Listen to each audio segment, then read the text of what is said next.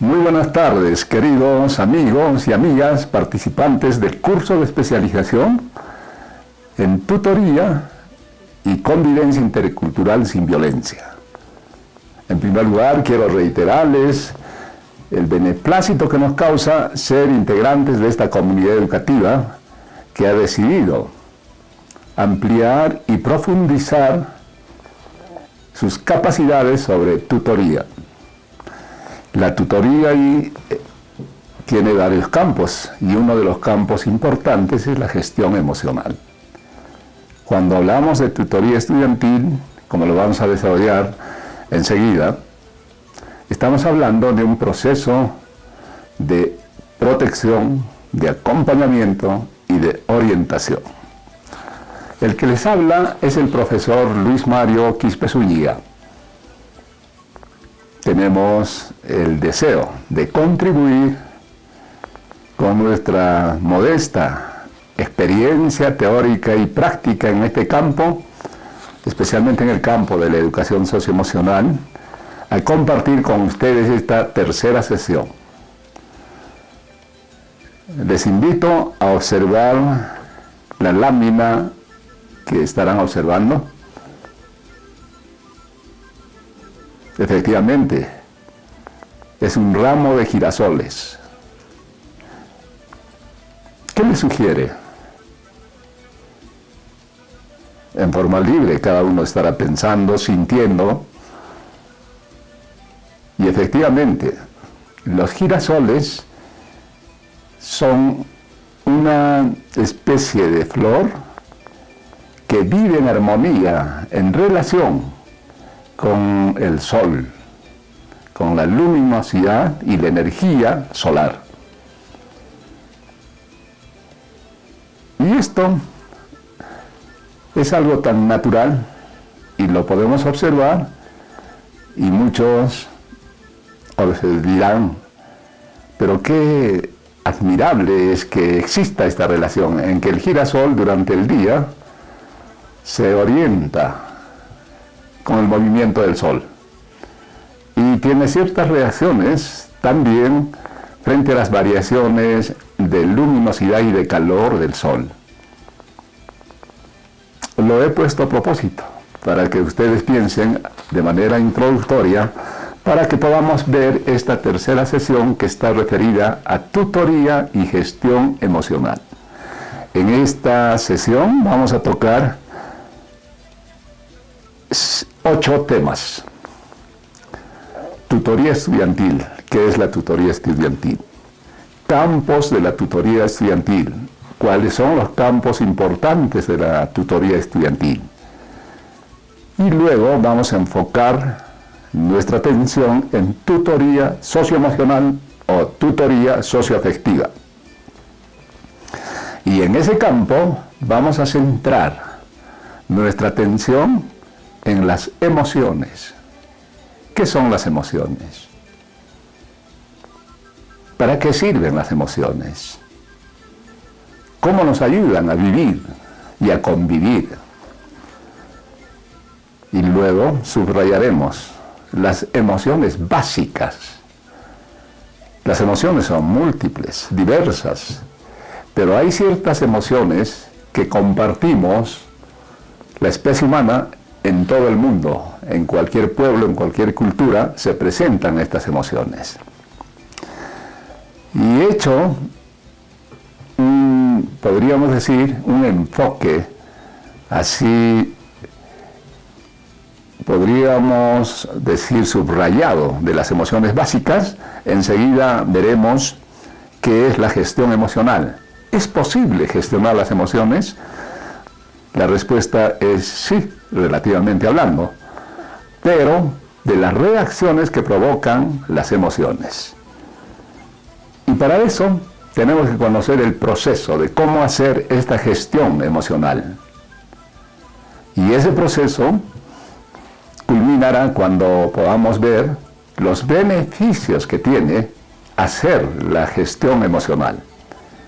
Y esos beneficios están vinculados al mejoramiento de la vida y bienestar de los estudiantes y puntualmente a lo que nos preocupa, el mejoramiento de su rendimiento escolar y el mejoramiento de sus capacidades para convivir sin violencia consigo mismo, con los demás y con la naturaleza. Tutoría estudiantil. A ver, ustedes recordarán qué es la tutoría. La tutoría en general, en la vida humana,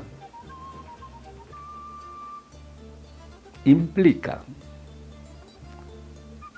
la vida y convivencia individual en medio de contextos humanos y también en contextos de carácter medioambiental. Y la tutoría está siendo su origen etimológico de acción, de protección, de acompañamiento y de orientación en cualquier campo de la vida. Los tutores son los padres para los hijos. Ellos se convierten en acompañantes, en protectores, en orientadores, y entonces están haciendo tutoría. En un centro laboral, cuando se incorpora un nuevo trabajador, la persona encargada de dirigir el trabajo de ese nuevo se convierte también en tutor laboral, porque le inducirá al cumplimiento de las funciones que le van a asignar. ¿Cómo se hace? ¿Qué objetivos se persiguen en el trabajo? ¿Cuáles son los procedimientos? ¿Cuáles son los protocolos? ¿Qué herramientas van a utilizar? ¿En qué espacio va a trabajar? ¿Con qué horario? En fin, eso es también tutoría laboral. En el campo de carácter social, también tenemos organizaciones deportivas, organizaciones sociales, políticas, religiosas, en fin. Cuando uno se incorpora a estas organizaciones, recibe tutoría de alguien, y ese alguien es el líder de la organización, el que orienta, el que señala los caminos y las metas, el que señala la dirección y sugiere las herramientas y las técnicas que se van a emplear para garantizar que el que se incorpora lo haga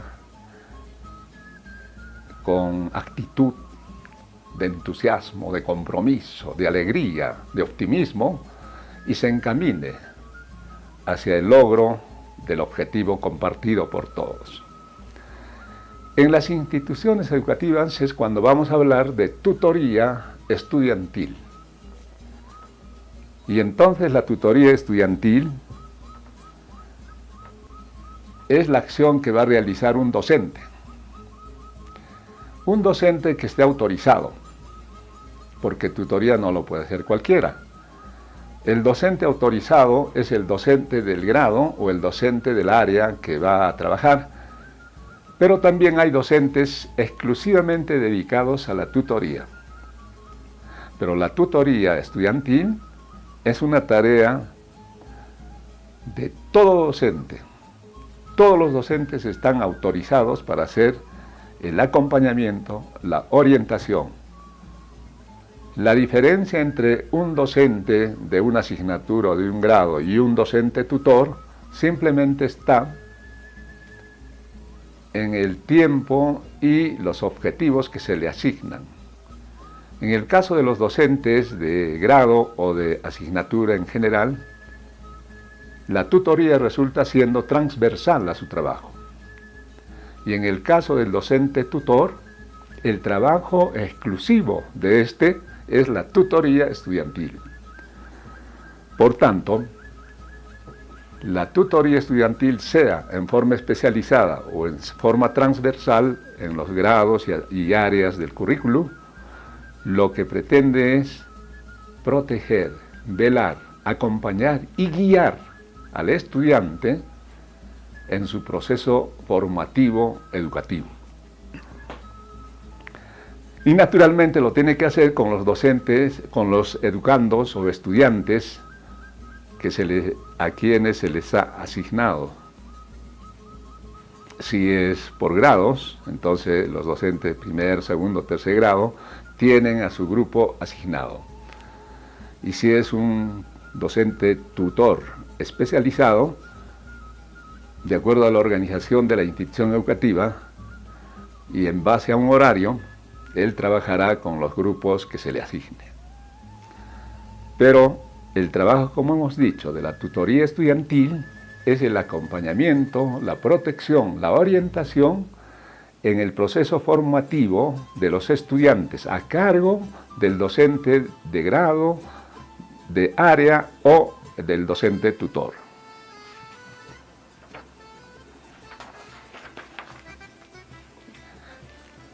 Y entonces ahora veamos cuáles son los campos de la tutoría estudiantil.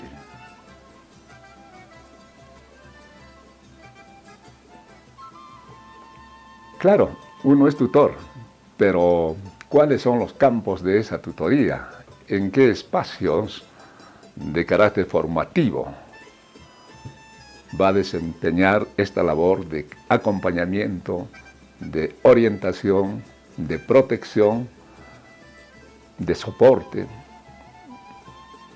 Y entonces, en nuestro sistema educativo y en general casi en todos los sistemas educativos de los diferentes países, los campos principales de la tutoría estudiantil son la tutoría para el aprendizaje y la tutoría socioafectiva o socioemocional. La tutoría para el aprendizaje, que algunos denominan tutoría cognitiva, pero que en sí no solo es cognitiva, sino también es procedimental y actitudinal, porque las áreas ya no están pensadas como antes las asignaturas en un conjunto de conocimientos que se deben de enseñar y los estudiantes deben aprender, sino ahora las áreas están entendidas como un conjunto de capacidades que son cognitivas, son actitudinales y son procedimentales. Entonces, cuando hablamos de tutoría del aprendizaje, es la labor de orientación, de acompañamiento que el tutor ejerce sobre los estudiantes que se les ha asignado para que ellos puedan manejar ciertas habilidades que faciliten su aprendizaje en cualquier área del currículo. A eso se le llama tutoría del aprendizaje. Y la tutoría socioemocional, que muchos también conocen como tutoría socioafectiva, es aquella que el tutor promueve en los estudiantes el desarrollo de ciertas habilidades para poder gestionar sus emociones. La tutoría socioemocional o socioafectiva pretende fortalecer las capacidades de la inteligencia emocional. ¿Y cuáles son esas capacidades de la inteligencia emocional? La conciencia emocional, la gestión emocional, la empatía, la motivación y la conexión positiva, constructiva con la sociedad y con la naturaleza. Recordarán ustedes que en el estudio de la inteligencia emocional podríamos decir que estamos en la etapa inicial. Si bien es cierto que Paul Ekman empezó estos estudios todavía por la década del 35, 45, fue Daniel Goleman en 1995 que puso, podríamos decir, el primer hito para divulgar la sistematización que hizo de sus investigaciones y de las investigaciones de Paul Ekman y otros estudiosos para que podamos en el campo educativo y en el campo del desarrollo social comprender que además de nuestra inteligencia cognitiva, y otras inteligencias, tenemos una inteligencia emocional. Y esa inteligencia emocional, a diferencia de la inteligencia cognitiva, es más flexible y puede desarrollarse. De modo que con la ayuda, especialmente de los docentes, la inteligencia emocional de los estudiantes puede ser desarrollada. En ese sentido, los campos de la tutoría educacional principalmente son dos, además que se le puede asignar otros campos, pero estos dos, la tutoría del aprendizaje en general y la tutoría socioafectiva o socioemocional.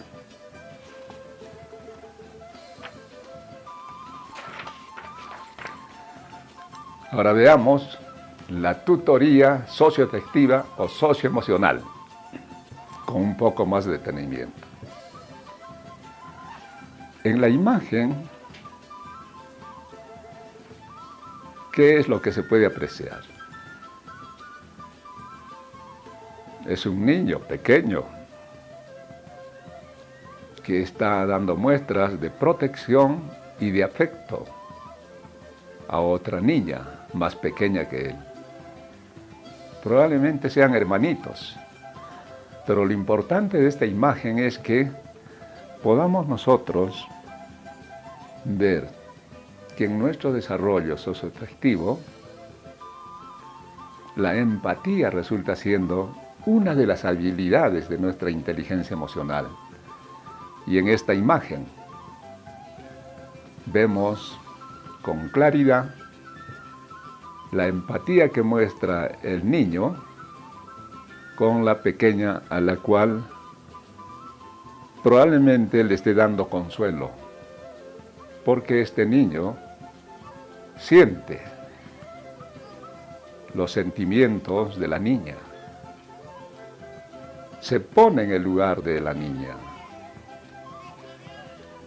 y esa capacidad posiblemente la ha desarrollado. La ha desarrollado porque los humanos tenemos un soporte orgánico que se llaman neuronas espejo. Se aprende la empatía.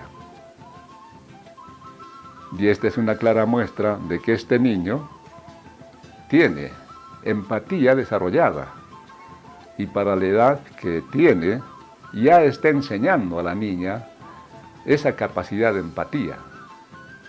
Esta niña, en su memoria afectiva, también está aprendiendo esa empatía, que es parte de la inteligencia emocional. He elegido esa imagen para poder decir que la tutoría socioafectiva que se da en la escuela, sea inicial, primaria, secundaria o superior, es el acompañamiento, el soporte, la orientación de los estudiantes o de un estudiante para el desarrollo autónomo de las habilidades que componen su inteligencia emocional.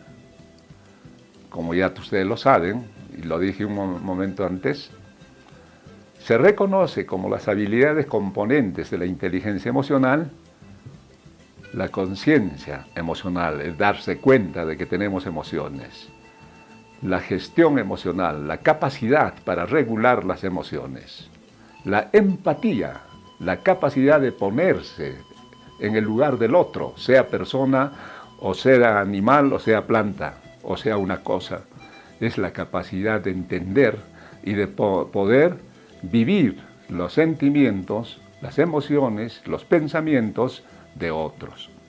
Y también está la convivencia de carácter armónica, tanto con la sociedad como con la naturaleza. Entonces la tutoría socioafectiva o tutoría socioemocional pretende fortalecer esas capacidades de la inteligencia emocional. ¿Para qué? Para que las personas y los grupos puedan vivir bien consigo mismas, con los demás y con la naturaleza. Para eso se hace la tutoría socioemocional o tutoría socioafectiva.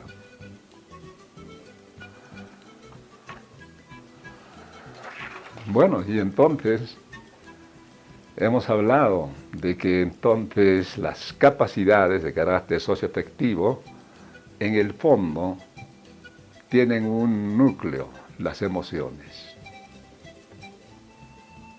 Las emociones. ¿Qué son las emociones? Vean esa figura. Es una hermosa fotografía tomada en una pista de una gran ciudad. Está lloviendo y ahí hay una madre que está protegiendo a su cachorro, a su hijo. Esta imagen, ¿qué les despierta a ustedes? Al toque habrá generado alguna respuesta, una reacción.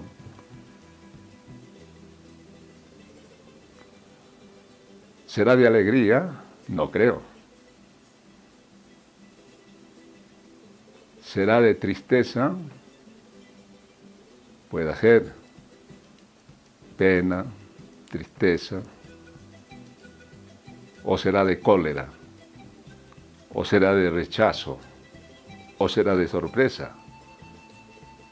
A ver, dejo a ustedes. Las emociones son respuestas automáticas de nuestro organismo a estímulos externos o internos.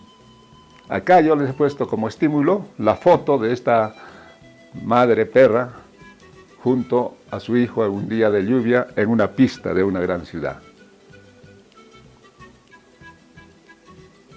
¿Qué reacción automáticamente, sin que ustedes lo piensen, ha generado? Eso es la emoción. La emoción es una respuesta que está regulada por nuestro cerebro antiguo. El cerebro ese del cual ha evolucionado el cerebro nuevo que llamamos neocórtex, sede del pensamiento. Pero el cerebro antiguo, donde está la amígdala, el tálamo, el hipotálamo, están vinculadas a las emociones. Las respuestas que se monitorean desde este centro cerebral, que es el cerebro primitivo,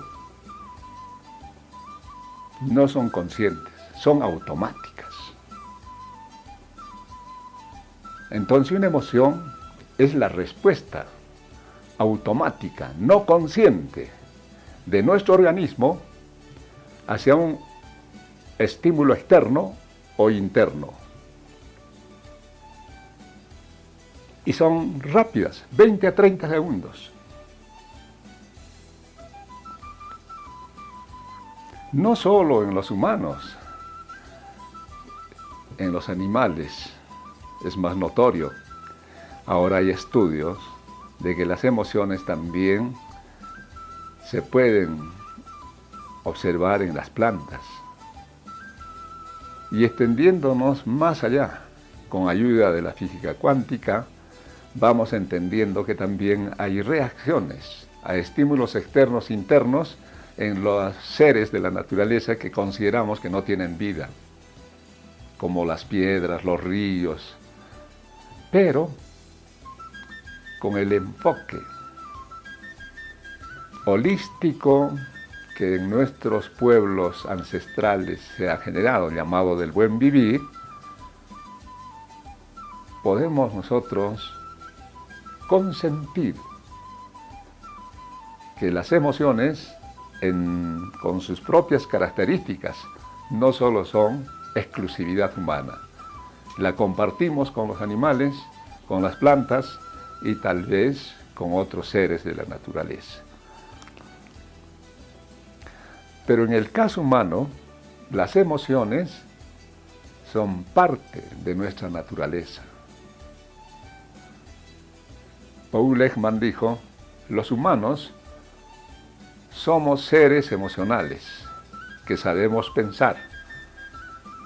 En contrasentido de quienes decían, los humanos somos seres racionales que sabemos sentir. Pero ¿por qué dijo que los humanos somos seres emocionales que sabemos pensar?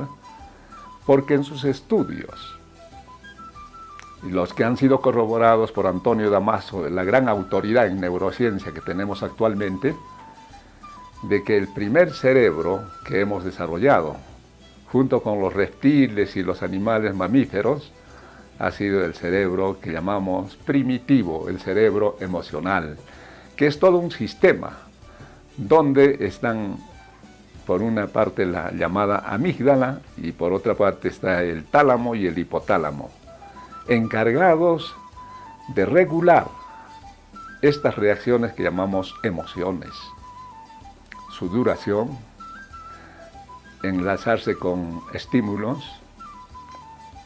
y generar respuestas. Las emociones no las viven solo los estudiantes, la vive cualquier persona y en cualquier etapa de su vida, sea niño, sea joven, sea adulto o sea viejito.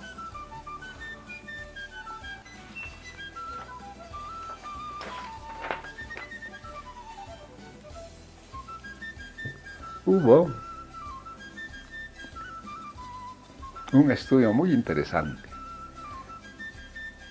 En Estados Unidos ocurrió de que se hizo una intervención quirúrgica al cerebro de una persona y se tocó, sin saber todavía que este era el centro regulador de las emociones, la amígdala. Y el producto fue de que un hombre sanó de la operación, pero no sentía emociones, porque habían tocado el centro regulador de las emociones.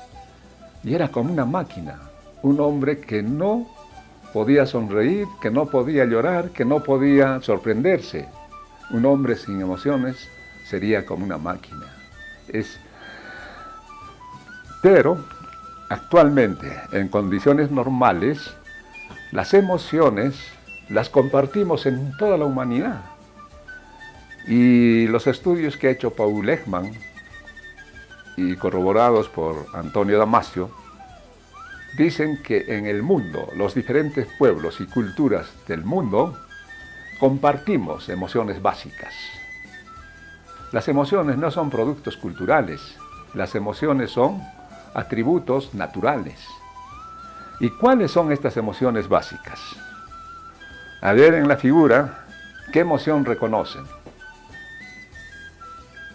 Eso es, la alegría, tanto en el niño como en el perrito. La alegría es una de las emociones básicas. Se manifiesta a través del rostro y de ciertas partes y órganos internos. Está asociada a situaciones donde uno gana algo. Cuando uno gana la lotería, la alegría que uno siente. Cuando uno logra un título, la alegría que uno siente. Cuando uno accede a un cargo que estaba anhelando, la alegría que uno siente. Cuando uno se casa con la cónyuge a quien querías, la alegría. Cuando uno tiene un hijo, la alegría, el hijo soñado, en fin. Cuando uno tiene su primera casita, la alegría. Esa es la alegría. Está asociada a situaciones de ganancia. La otra emoción básica es la tristeza. Esta ya también está, al contrario de la alegría, está asociada a situaciones en que se pierde algo.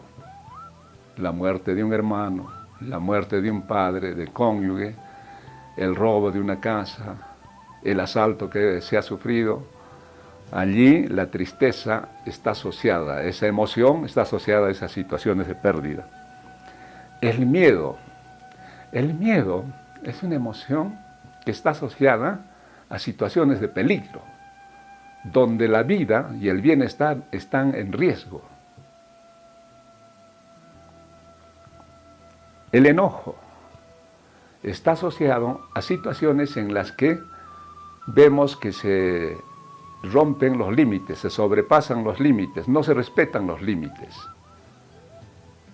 Como cuando un niño a quien se le dice, vas a barrer el cuarto, y el niño no lo hace, entonces surge esta circunstancia que puede generar enojo en el papá, en el hermano, quien dio la instrucción. O cuando vemos una situación de injusticia, donde se rompen los límites de la equidad y de la justicia, En la situación de injusticia surge la emoción de enojo. El asco es otra emoción. Está asociado a situaciones de rechazo. Una sopa con una mosca nadando. O si, por ejemplo, entramos a un jardín y vemos que sin darnos cuenta hemos pisado excremento. Hay situaciones estas que nos producen asco, rechazo. Y la sorpresa, la otra emoción básica, algo inesperado, algo inaudito. Llegas a tu casa y llegó tu suegra, sorpresa. Es una emoción diferente a las otras. Estas son las 6 emociones básicas que no hay que olvidarlas. Los estudiantes la tienen, como lo tienen los profesores, los padres, en fin, todos portamos estas emociones. Y entonces la gestión emocional, vean esa figura. La pregunta es, ¿estos niños tendrán un buen nivel de gestión emocional? Esta figura es elocuente. Nos está representando una situación en la que no hay una adecuada gestión emocional. Las peleas como esta son reacciones a emociones sin que se haya reflexionado sobre la respuesta que se debe de dar, el comportamiento que se debe de hacer. Y eso ocurre cuando no hay una adecuada gestión emocional. La emoción puede gatillar, puede impulsar un comportamiento sin haber reflexionado, sin haber pensado en las consecuencias que generará ese acto. ¿Cuántas veces hemos escuchado noticias de que tal persona en estado de embriaguez cometió un asesinato? Y cuando recobra la ecuanimidad, él dice, es que en ese momento sentí cólera y luego me enceguecí y lo maté. Esto es pues la cadena de emoción-acción. La gestión emocional es el conjunto de capacidades que nos permitirán establecer una especie de freno entre emoción y acción, el pensamiento. El pensamiento que impedirá de que a la emoción le siga la acción. Entonces, la gestión emocional como proceso, hay sugerencias para seguir 4 pasos. El paso 1 se refiere a permitirse sentir las emociones. Permitirse sentir las emociones quiere decir que no debemos de tener miedo, ni debemos de tratar de bloquear, ni de anular las emociones. Si uno tiene miedo, debe vivir el miedo. No podemos decir que el que tiene miedo es un cobarde. No, es una emoción que se vive en situaciones en las que percibimos peligro para nuestra vida o para nuestro bienestar. Y si uno tiene miedo, debe vivir el miedo, aceptar el miedo. Paso 2, etiquetar la emoción. ¿Qué quiere decir etiquetar la emoción? Darle el nombre a la emoción que vivimos, reconocer por su nombre, por las características, y también tratar de entender qué estímulo generó esa emoción. Darse cuenta por qué hemos vivido la emoción y luego darse cuenta qué tipo de reacción nos ha sugerido esa emoción. ¿Cuántas veces hemos dicho? Estaba de cólera que quería matarlo. Esa es una acción que sigue inmediatamente a la emoción. Pero en la gestión emocional, si uno tiene cólera, tiene que pensar, tiene que reflexionar, y sobre la reflexión recién decir, claro, una respuesta puede ser matar, pero la otra será conversar, la otra será negociar, la otra será buscar un mediador, en fin. Etiquetar la emoción es importante. Y la tercera, A veces necesitamos de estrategias que nos ayuden a gestionar las emociones. Hay varias, hay muchas.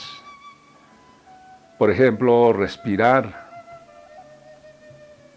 profundamente es un recurso que se puede emplear para impedir de que la emoción se conecte inmediatamente con una acción.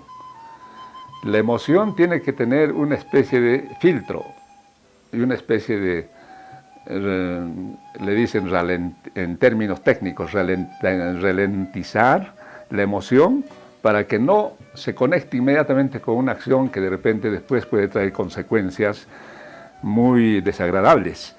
Entonces, si respiramos profundamente, por lo menos unas 3 veces, nos daremos tiempo para apagar el fuego de la emoción y poder reflexionar sobre las consecuencias de la decisión que vamos a tomar.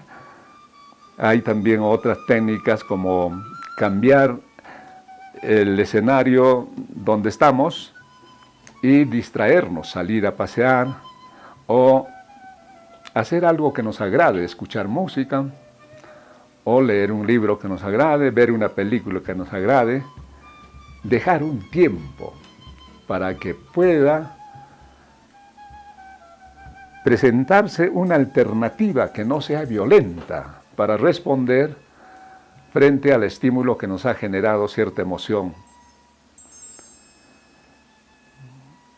Bueno, una vez que uno tiene un tiempo podríamos decir, de maduración, de la reflexión, la decisión tomada se pone en práctica, entrar en acción.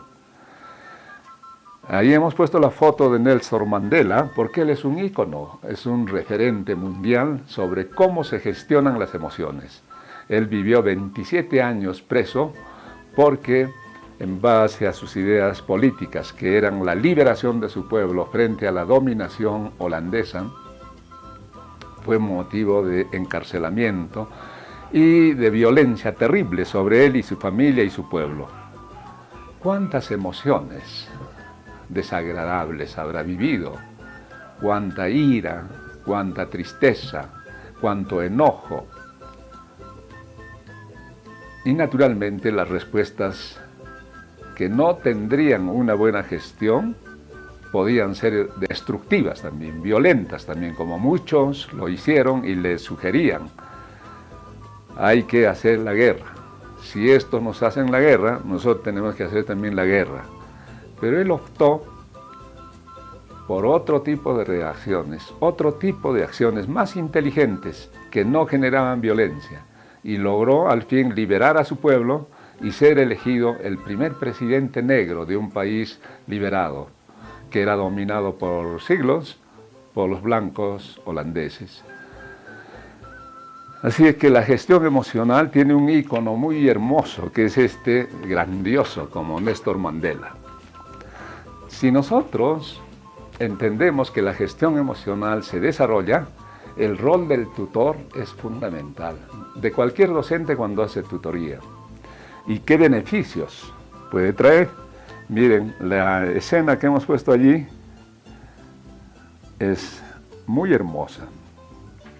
Simbólicamente, ¿qué cosa dice? Entre otras cosas dice que cuando se mata un árbol, cuando se desaparece un bosque, los que están de duelo primero son los animales. ¿Y los humanos dónde nos quedamos? Porque si no hay árboles, no hay suficiente oxigenación.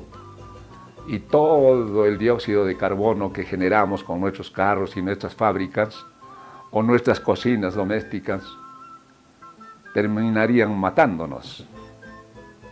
Los árboles son un recurso y son seres de la naturaleza que merecen ser reconocidos, queridos y respetados.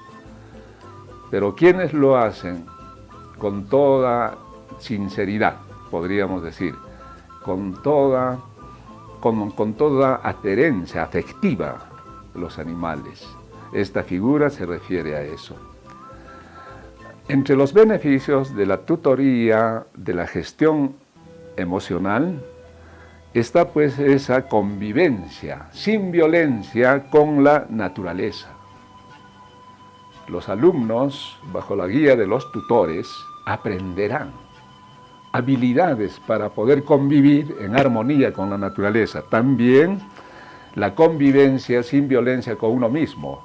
Los tutores tienen una gran responsabilidad que podríamos llamar, en términos profesionales, un premio especial. Prevenir, por ejemplo, los suicidios. ¿Cuántas veces en los colegios y a veces hasta en las escuelas, cuando se aproximaba el fin de año, teníamos noticias de suicidios? La tutoría debe de ayudar a los estudiantes a prevenir esta violencia con uno mismo, que es el suicidio en su forma más extrema, pero también las adicciones, que son otras formas de violencia contra uno mismo, el alcoholismo, la drogadicción. La violencia con los demás, también ese deseo, esos impulsos, que ciertas emociones puedan ser para poder crear daño intencionado a otras personas. Y entonces la tutoría ayuda a que podamos manejar habilidades para vivir en convivencia sin violencia con los demás. Además, la tutoría socioafectiva o socioemocional se ha comprobado que mejora el rendimiento escolar. Los estudiantes se sienten más motivados porque el tutor no le da el pescado, le ayuda a pescar, le enseña, como se dice, trucos, que no son sino estrategias y técnicas para poder estudiar mejor una determinada materia. Y eso tiene como correlato de que los estudiantes no abandonen la escuela, el colegio, y que culminen su escolaridad. Y finalmente, redondeando, la tutoría de la gestión emocional fortalece la inteligencia emocional.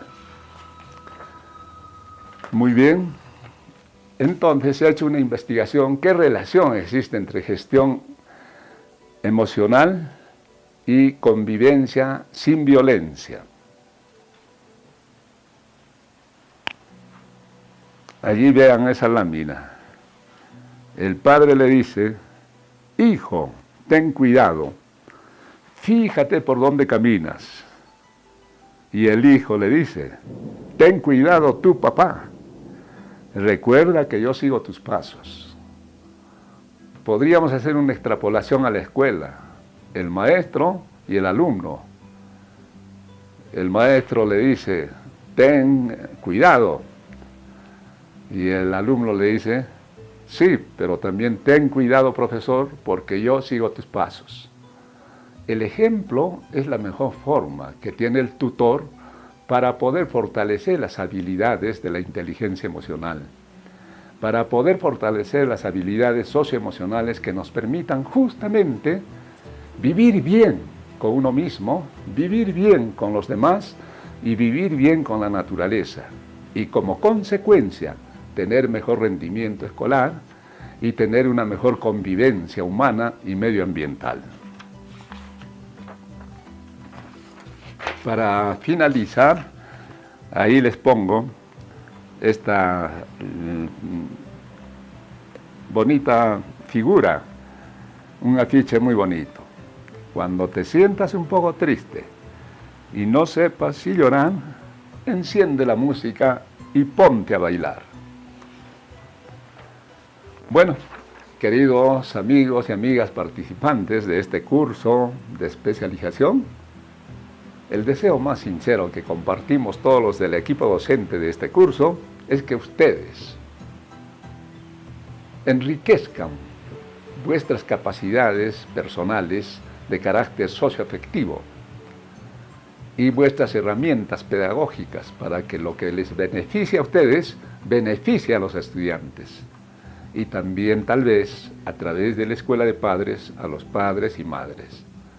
Y también para que ustedes puedan contribuir con actividades de sensibilización y concientización de nuestra sociedad en el sentido de que tenemos derecho a construir una sociedad de paz, es decir, una sociedad de convivencia sin violencia, con uno mismo, con los demás y con la naturaleza. Muchas gracias.